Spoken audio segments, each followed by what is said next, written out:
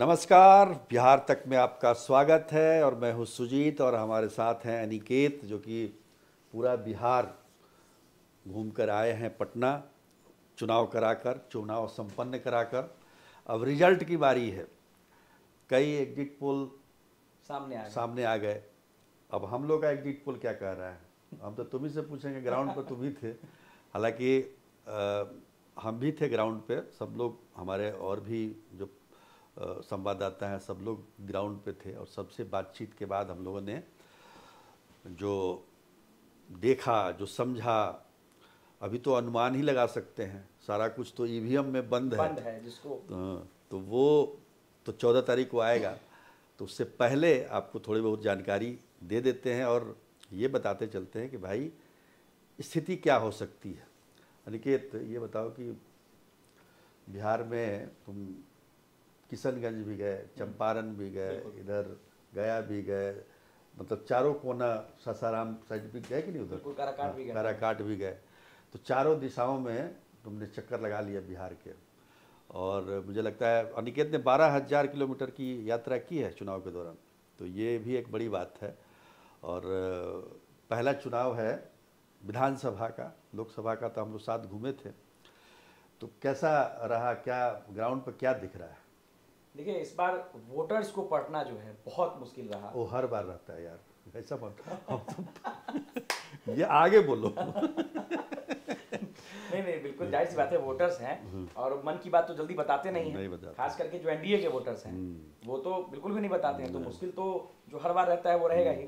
इस बार जैसा आपने कहा कि 4 दिशा में मैं गया था और चारों दिशाओं की जो हवाएं हैं वो बिल्कुल एक दिशा के दूसरे उलट चल रही थी। जैसे आप चंपारण की बात करते हैं तो चंपारण की जो हवा थी, जो पिछले 15-20 सालों से चलती आ रही है एनडीए के पक्ष में, तो इस बार भी कहीं ना कहीं चंपारण की अगर आप हवा को देखेंगे तो वहां पर ऐसा लग रहा था कि जनसुराज बहुत बड़ा डेंट कर सकता है। लेकिन जो चुनाव के करीब आने पर जो मैंने देखा, चुनाव के दरमियान जो मैंने देखा, जनसुराज एनडीए को बहुत ज्यादा नुकसान पहुंचाता हुआ नहीं दिख रहा है।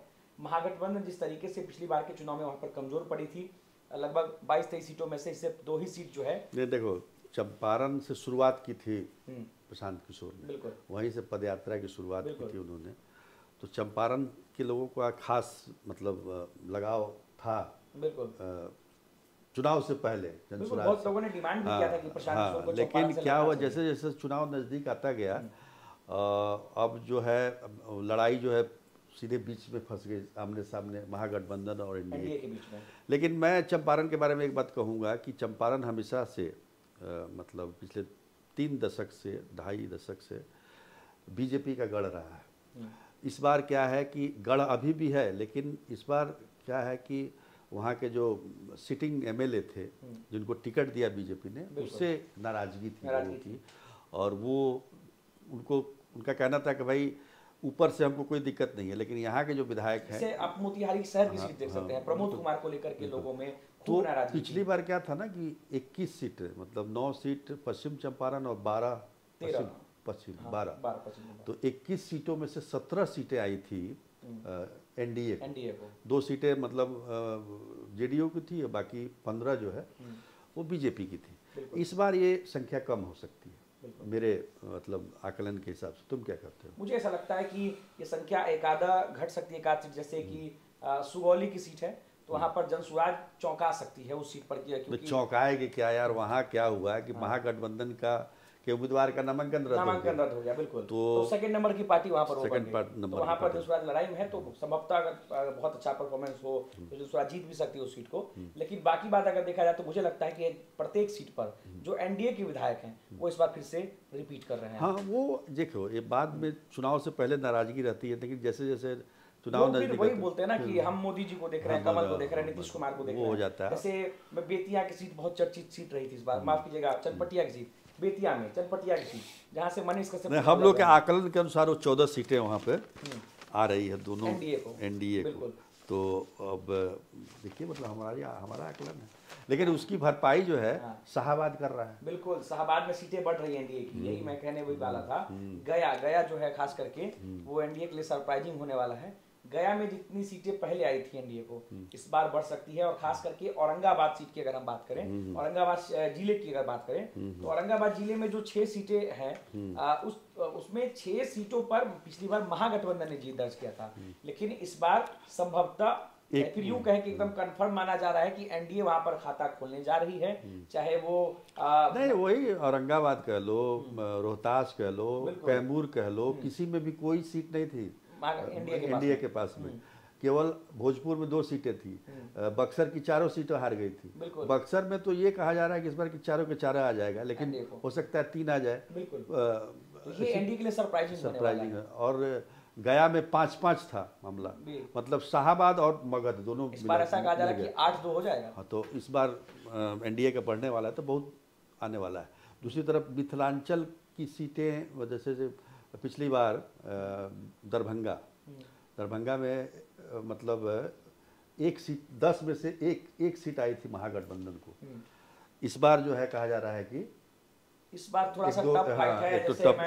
एक दो सीटें बता देता हूँ, जैसे एक जाले की सीट है, वहां पर जीवेश मिश्रा के लिए बहुत आसान नहीं है इस बार चुनाव जीतना, क्योंकि ऋषि मिश्रा इस बार चुनावी मैदान में है।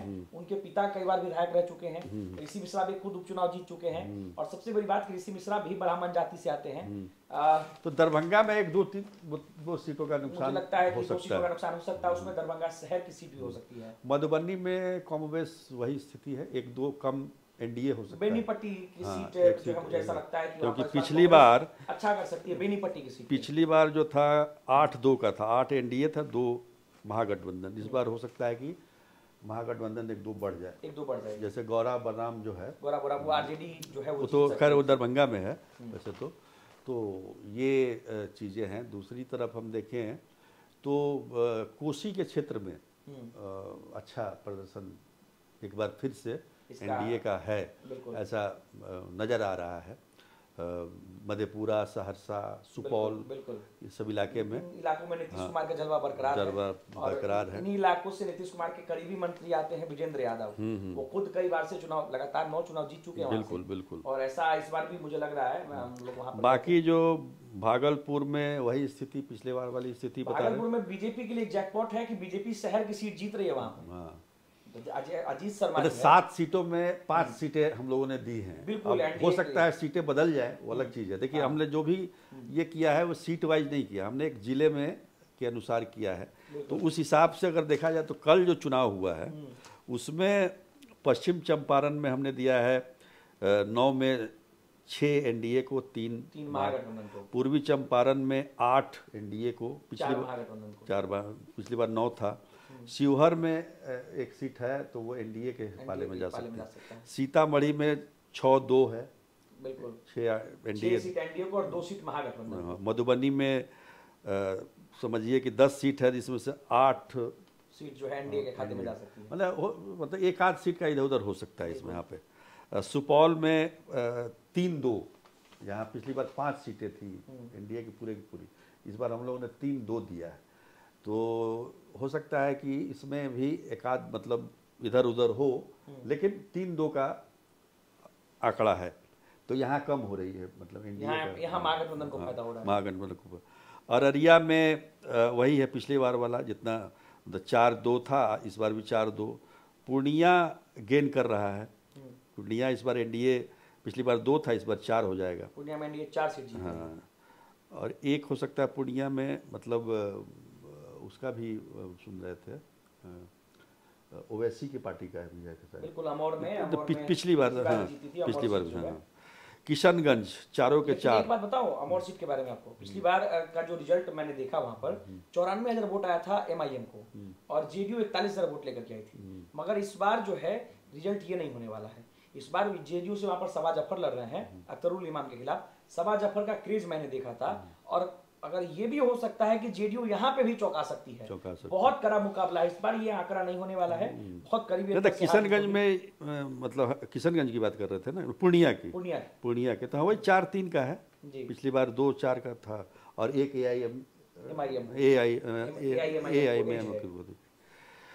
कटिहार में भी वही स्थिति है पिछले बार वाली, 4-3 हाँ 4-3 का है। कटिहार सीट को लेकर के खूब चर्चा हुई, शहर सीट को लेकर के, आपको क्या लगता है? मैं वहाँ पर घूमा था, हालांकि मुझे तो ऐसा लगता है कि तारकिशोर प्रसाद जो है बीजेपी से, वो चुनाव जीत जाएंगे। दोनों बीजेपी के ही है, मतलब उनके पुत्र हुए भी। बिल्कुल बिल्कुल, वहाँ पर बहुत विरोध था तारकिशोर प्रसाद का, ऐसा नहीं है। अशोक अग्रवाल के जो बेटे हैं सौरभ अग्रवाल, उनका क्रेज भी था, लेकिन मोदी जी की रैली हुई वहाँ पर, और जो वहाँ के जो बनिया वोटर है, वैश्य समाज के वोटर हैं, उन्होंने रातों रात मूड अपना बदल लिया कि अब कमल छाप को देखना है। कमल, इसी तरह भागलपुर का चर्चा हो ही गया। बांका में बम्पर है एनडीए। अच्छा, पिछली बार 4-1 था, 4 एनडीए और 1 की है, इस बार 5 के 5 सीट एनडीए के पास। जबकि जेडीयू के जो सांसद हैं गिरधारी यादव, उनके कोई बेटे या भाई शायद आरजेडी से लड़ रहे थे, लेकिन फिर भी जलवा जो है नीतीश कुमार का चलेगा। जमुई में आपको पिछली बार 4 में 4 एनडीए था, इस बार इसमें कमी आएगी, इसमें हो सकता है 1-2 सीट कम हो एनडीए का। मुझे लगता है जो उनके जो मांझी जी की पार्टी के जो लड़ रहे हैं चकाई, उनका भी दिक्कत है। मुझे लगता है कि वो सीट जो है सिकंदरा, मुझे लगता है वो सीट फंस सकती है इस बार। चकाई के बारे में भी कहा जा रहा था, और झाझा में जयप्रकाश यादव लड़ रहे हैं चुनाव, जो सांसदी का चुनाव लड़ रहे हैं। नवादा में स्थिति 4 के 4 है, नवादा में 4 जीतेगा, मतलब 1 सीट हो सकता है आरजेडी को जाए, पिछला सीट ठीक, क्योंकि अब तो राजवल्लभ यादव, हाँ राजवल्लभ बड़ा नाम थे, राजद। जहानाबाद अरवल में 5 सीट पिछली बार एनडीए को गई थी, इस बार इसमें डेंट पड़ेगा, एनडीए को नहीं गई थी, महागठबंधन को गई थी। 3 जहानाबाद की और 2 अरवल की, 5 सीट महागठबंधन की थी। जहानाबाद शहर सीट तो फिर आरजेडी के खाते में जा रही है। हाँ, घोसी सीट पे मुकाबला है, और कुर्था हो गया, कुर्था में जेडीयू जीत रही है। अरवल में भी कड़ा मुकाबला, अरवल में भी कड़ा मुकाबला है। औरंगाबाद में 3-3 पर है, पिछली बार 6 जीती थी महागठबंधन जीती। यही तो औरंगाबाद में एक और सीट का हम लोग जिक्र कर सकते हैं, कुटुंबा, जहां से कांग्रेस के प्रदेश अध्यक्ष चुनाव लड़ते हैं, वो सीट फंसी हुई है। तो हम लोग जैसे रोहतास में 7 का 7 गया था पिछली बार महागठबंधन को, इस बार 4 सीटें आने की उम्मीद है एनडीए को। कैमूर में 4 में 4 गया था महागठबंधन, उसमें एक बीएसपी भी था। मतलब जो आपके पास जो एग्जिट पोल उस हिसाब से हवा में भारी डेंट लग रहा है महागठबंधन को। ये जो एनडीए का जो एग्जिट पोल जो अलग-अलग दिखा रहे हैं, अब देखिए इसमें कितना 4, 7, 11 और 6, 7, 6, 13 में से 13 सीटें जो औरंगाबाद और रोहतास में 13 में से 13 सीट महागठबंधन जीती थी, जिसमें सब 7 सीट जो है वो एनडीए दिख रही है, 6 सीट, तो वहाँ पर सीधा 7 सीट का नुकसान हो रहा है। तो ये स्थिति है, देखा जाए तो मतलब हम लोग के आकलन के मुताबिक 122 सीटों पर, हाँ जो चुनाव हुआ उसमें 74 सीटें एनडीए के खाते में जाती दिख रही हैं, 73-74 सीटें, और बाकी जो है 48 से 50 के आसपास जो है महागठबंधन। मतलब सेकंड फेज में कहीं ना कहीं एनडीए फायदेमंद। हाँ, पिछली बार भी हम लोग का जो मतलब जो हम लोग के संवाददाताओं से बातचीत करने से जो उभर गया, उसमें पिछली बार 68 फर्स्ट फेज में, बिल्कुल 68 एनडीए को, और तो दोनों को जोड़ दिया जाए, कि 68 एनडीए को जब पिछले बार है 74 जोड़ दिया जाए, और इस बार आप ये भी बता दीजिए कि अब एनडीए को पूरी कितनी सीट है, क्योंकि तमाम रिपोर्ट्स जो है 68 और 74 जोड़ लो कितना हुआ, 13, 8, 130 से 142 के आसपास, 142 हुआ, 142 सीटें। मुझे भी ऐसा लगता है कि 140 सीटों का आंकड़ा जो है वो एनडीए पार करेगी। अब ये एक बड़ा ही चौंकाने वाला ये हो सकता है कि जीविका दीदी वो किस तरीके से इस बार उन्होंने 101 के करीब में महागठबंधन। चलिए, मेरा आंकड़ा ये है जो मैं घूमा हूँ, मुझे ऐसा लगता है कि इस बार 140 प्लस सीट एनडीए आएगी, और मुझे ऐसा लगता है कहीं ना कहीं कि महागठबंधन ट्रिपल डिजिट में नहीं जा पाएगी, 98, 97, 99 तक जाकर के रुक जाए।